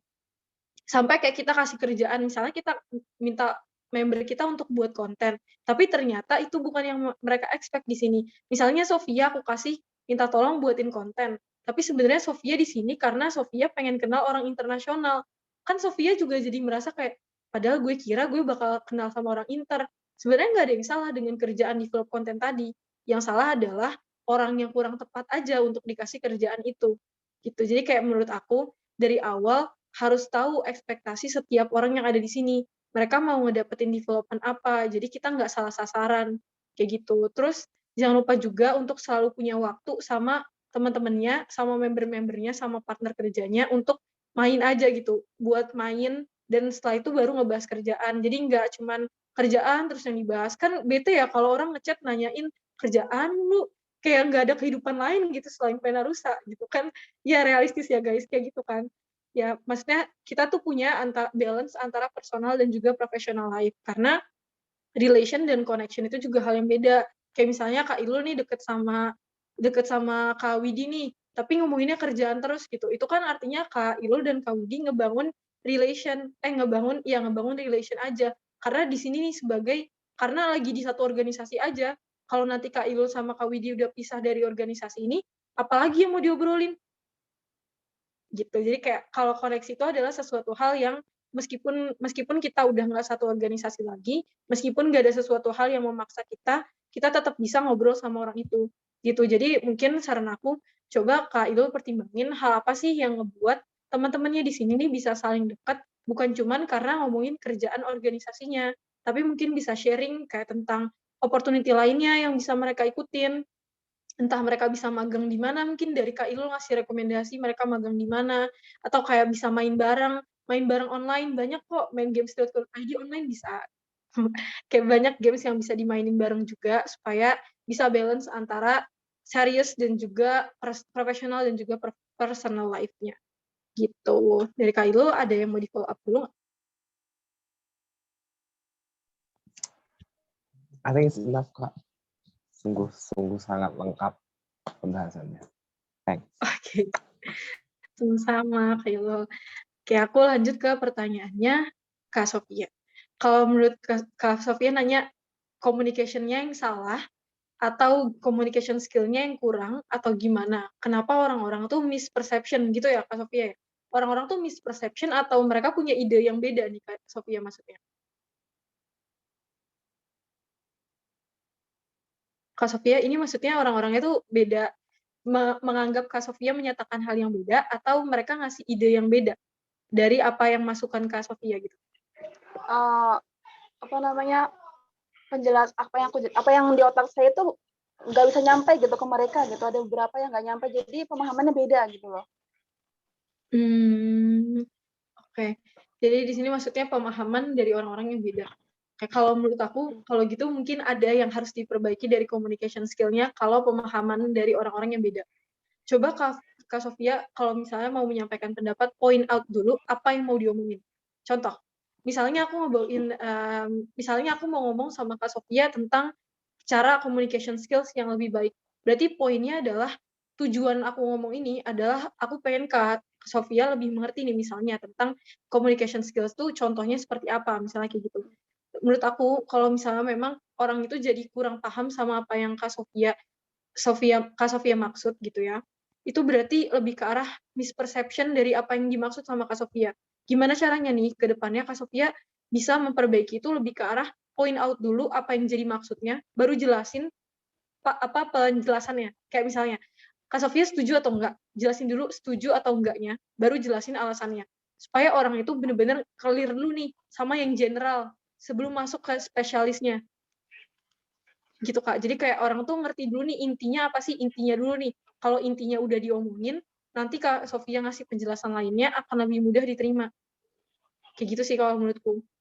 Tapi Jadi, kalau misalnya permasalahannya, iya, tapi kalau misalnya permasalahannya adalah Kak Sofia ngasih jawaban ngelakuin komunikasi ke orang dan orang tuh ngasih ide yang beda dari apa yang Kak Sofia maksud. Itu maksudnya kayak Kak Sofia misalnya ngasih saran A, ternyata orang lebih cenderung ke B, ngasih pendapat B. Itu bukan salah communication skill-nya. Itu adalah gimana kita bisa nerima feedback dari orang. Gitu. Maksudnya nggak ada ide apapun yang salah kan kalau kita mau komunikasiin sesuatu, yang penting orang paham dulu kan. Disetujuin atau enggak itu masalah belakang, yang penting orangnya paham dulu. Kalau masalahnya adalah orangnya jadi cenderung ke arah ternyata nggak ngambil ide kita nih, bukan karena nggak paham tapi karena nggak setuju, itu berarti gimana caranya kita bisa nerima feedback dari orang. Gimana caranya kita bisa mengalah sama apa yang jadi keputusan bersama. Gitu sih Kak. jadi kalau misalkan mau pembahasan gitu, itu general dulu baru ke khusus gitu ya? Intinya dulu kayak Kak Sofia tuh setuju apa enggak dulu. Kalau misalnya Kak Sofia setuju kan orang akan cenderung pasti dia yang mengarahnya ke sana. Itu ada prediksi dari orang. Tapi kalau misalnya Kak Sofia langsung masuk ke detailnya kan orang nggak ngerti nih. Ini detailnya ngebahas detail intinya dia setuju apa enggak nih. Gitu. Iya, oke. Cukup ya. Terima kasih ya. Sama Kak Sofia. Oke. Baik, sangat luar biasa sekali ya sesi tanya jawab tadi. Sayangnya waktu tidak memungkinkan kami dan Kak Salsabila untuk menjawab semua pertanyaan dari teman-teman. Tetapi jangan bersedih. Kalian tetap bisa bertanya langsung kepada Kak Salsabila di lain kesempatan. Kemudian nih Kak, untuk Kak Salsabila pasti ada dong closing statement yang ingin disampaikan kepada seluruh teman-teman yang hadir di siang kali ini. Baik Kak Salsabila, waktu dan layar kami persilakan. Oke, makasih Kak Shilna. Aku nggak share screen lagi, tapi aku cuma mau bilang ke teman-teman yang di sini udah meluangin waktunya dari jam 1:30 ya kurang lebih sampai jam 3. Kalian tuh udah menginvestasikan waktu kalian untuk organisasi dari awal. Jangan setengah-setengah kalau misalnya udah masuk. Kalau misalkan udah masuk di awal, selesain sampai habis, dan lihat gimana kalian di akhir organisasi, di akhir tahun itu ada perubahan atau enggak. Dari sekarang coba kalian list apa aja. Aku selalu nanya gini ke memberku setiap bulan. Kalian mau dapetin development apa sih di bulan ini? Mau dapetin perkembangan apa sih di bulan ini? Kenapa? Karena aku nggak tahu apa yang memberku mau. Karena aku nggak bisa membaca pikiran mereka. Dan kalau misalnya kalian di sini, jangan menunggu orang lain nanya kayak gitu ke kalian. Tapi tanya ke diri kalian sendiri, apa development yang mau kalian dapetin setelah selesai dari 1 tahun ini di Penarusa. Gitu. Jangan berpikir untuk mundur ya guys, udah diterima, jangan membuang opportunity for granted. Lakuin yang terbaik. Kalau misalnya kalian bisa nih ngebuat orang-orang di tahun depan ngelihat, oh Shilna yang aktif banget ya di Penarusa kayak gitu. Kenapa enggak? Kenapa harus mengubah jadi oh Shilna yang keluar di tengah, kan amit-amit gitu ya. Jadi kayak buat orang-orang tuh inget kalian dengan baiknya kalian, dan kaliannya sendiri juga buat development terbaik yang bisa kalian develop di sini. Karena banyak space, aku yakin banyak space yang bisa kalian hasilin di setiap organisasi. Jangan salahin organisasinya ya teman-teman. Kurangin untuk berpikir ke, oh organisasi ini aja yang networknya luas gitu. Bukan, tapi orang-orang di dalamnya. Orang-orang di dalamnya yang hebat. Bukan masalah berapa jumlah orang di organisasinya, tapi masalahnya orang-orang yang ada di organisasinya itu benar-benar ada atau enggak. Coba teman-teman sama-sama membayangin aja ke depannya, ketika teman-teman punya partner tim misalnya 10 orang, tapi ternyata 10 orang ini misalnya bagus, bisa berkembang bareng, dan kalau misalnya teman-teman punya 10 orang yang ternyata pasif, akan seberapa besar pengaruhnya. Jadi janganlah menjadi si pasif, jadilah si aktif yang bisa merubah diri teman-teman juga ke depannya setelah selesai organisasi ini. Bukan namanya ya teman-teman, bukan role-nya, mau staff, mau manajer, mau tim leader, mau yang punya organisasi sekalipun, kalau nggak ngelakuin apa-apa ya bukan apa-apa gitu. Itu aja dari aku. Enjoy ya guys, the moment di Penarusa.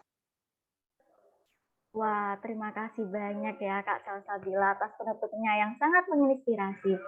Jadi izinkan saya menyampaikan kesimpulan dari materi yang sudah disampaikan oleh speaker kita. Kesimpulannya adalah loyalty di dalam organisasi itu perlu agar mempunyai sikap memiliki dalam organisasi. Talk to yourself honestly. Awareness, commitment, support system, respect. Itu semua adalah proses a sense of belong. Organisasi membantu kita untuk to develop the sense of belong. Tanya ke diri kita itu mau jadi alumni yang seperti apa nih ke depannya. Sehingga nanti menghasilkan sumber daya manusia yang bagus. Karena organisasi yang bagus itu bukan berasal dari organisasinya, tetapi dari orang-orangnya yang mempunyai sikap loyal dan juga mempunyai sumber daya manusia yang tinggi. Time management yang baik adalah bisa mengetahui waktu yang tepat untuk kita mengerjakan sesuatu. Ada 5 ya, tadi sudah disebutkan. Terus public speaking juga membutuhkan proses dan jam terbang. Begitu teman-teman, baik sebelum mengakhiri materi ini akan ada pemberian sertifikat kepada Kak Salsabila sebagai bentuk apresiasi dari Penarusa Indonesia, sekaligus juga ada sesi dokumentasi dengan seluruh teman-teman yang hadir di siang hari ini. Silakan operator untuk menayangkan sertifikatnya.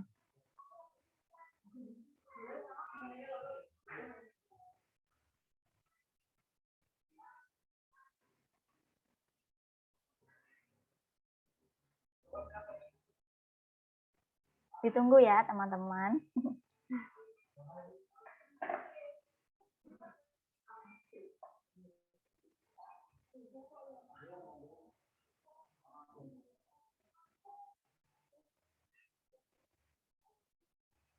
Nah, ini merupakan sertifikat untuk Kak Salsabila sebagai bentuk apresiasi dan terima kasih dari Penarusa Indonesia. Mohon diterima ya Kak Salsabila. Terima kasih. Terima kasih Kak Salsa. Nah, juga by email ya. Dan by Sama-sama. email.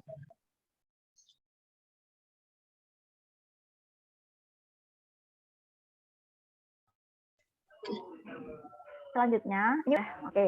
Selanjutnya kita akan foto bersama nih, foto yang ditunggu-tunggu teman-teman sebagai bentuk dokumentasi pada acara timing siang menuju sore nih, udah jam 3 karena. Oke, dimohon kepada seluruh teman-teman agar mengaktifkan kameranya dan menunjukkan wajah yang cantik dan gantengnya. Ya, silakan. Nyalakan dulu kameranya. Teman-teman. Ini jadi tanggung jawab nih, virtual background gue nggak pernah bisa nih. Tanggung jawab dong, bos. Ayo, ini Iya, ada gimana? Kak. Yuk, yang belum yuk. Beliin HP. Beli laptop baru. Beli laptop baru. Beliin Nggak ya, apa-apa. sebagai investor dan harus. Yuk Kak Mutiara, Kak Talita, Kak Salsabila. Gue udah golden hour banget nih foto di sini. Iya, sesi Golden hour dokumentasi. ketik banget ya. Satu. Ini, bentar Kak. Oke, siap. Apakah panitia dokumentasi sudah siap? Ya, udah Baik, sudah. kalau begitu akan saya pandu ya. Nah, untuk teman-teman semua yang ada di sini bisa dibenarkan dulu bentuk kerudungnya, posisi duduknya senyaman mungkin biar nanti kalau foto terlihatan cantik dan ganteng. Fotografi Oke. kali, mantap. Oke, gaya pertama formal dulu ya. Silahkan suruh teman-teman untuk menunjukkan senyum terbaiknya. Saya aba-aba ya. 1, 2, 3.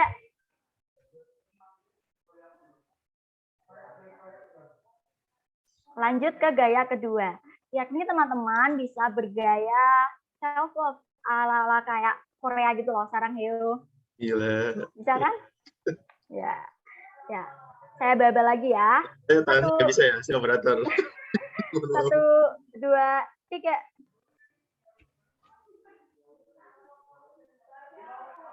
Semangat. Lagi nggak Kak? Ganti gaya Lagi lain? dong, lagi biar banyak. Oke, gaya ketiga nih. Teman-teman bisa menunjukkan gaya bebasnya kalian.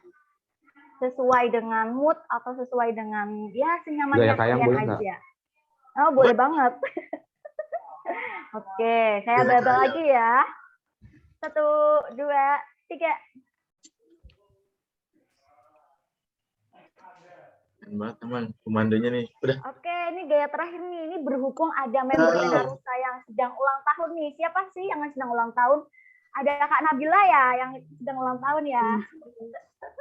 Oke, Iya, ini berhubung betul. nih. Wow. Bersih Kak Nabila. Oke, berhubung nih Kak Nabila itu kan namanya N. Nah, gaya terakhir ini menunjukkan huruf N dengan gaya berarti nih kayak gini. Bisa kan teman-teman? Pantes virtual background Nabila balon-balon hari ini. Oh iya, cocok Oh, ya gitu, dengan gitu. hari ini. Oke, siap. Oke ya. Bisa kan teman-teman? Nabila nggak bisa. Gue gini ya, gue nggak bisa pegang HP soalnya. Iya, 1, 2, 3. 2, 3.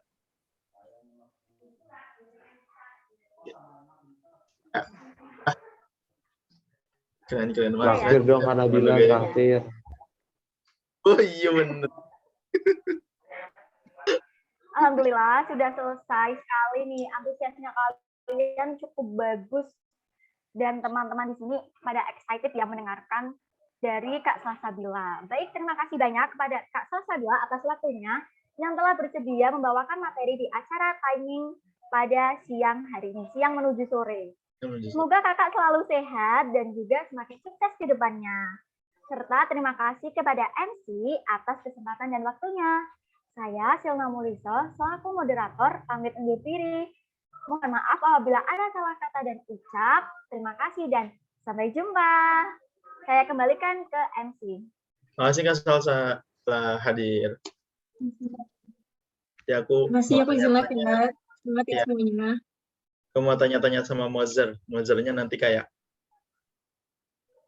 siapa tahu bisa. Jadi aku izin live. Bisa join. Makasih ya semuanya. Iya, makasih semuanya Kak Salsa. Ya Kak Salsabila. Makasih. Mari ke Kak Salsa. Makasih Kak Salsabila. Lanjut, Salma. Yes. Tes kedengaran nggak, Kak? Dengar. Masuk kok. Ya, alhamdulillah kita sudah mendengarkan pemaparan materi dan yang dimoderatori oleh Kak Shilna nih. Udah cantik banget nih Kak Shilna hari ini. Nah, selanjutnya yang ditunggu-tunggu nih apa nih? Hadiah door prize yang akan dipandu oleh ketua kita. Oke. Widih. Ya. Banyak banget nih guys door prize-nya. Enggak. Cuma buat 4 orang aja. Jujur gue setahun nggak pernah, 2 tahun hampir 2 tahun nggak pernah dapet door prize. Ya berarti emang lu tidak ini lo, lu tidak Jujur. butuh. Jujur. Lu sudah tidak butuh gitu. Kalau nggak ngisi nggak dapet ya? Jujur. Nah, untuk yang belum isi absen, silakan isi absennya. Tolong kirimin.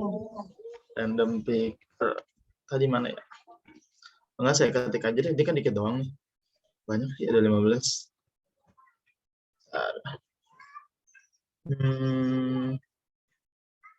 Saya izin dulu. Yang kedua itu saya belum ikut. Yang kedua diisi dulu semuanya.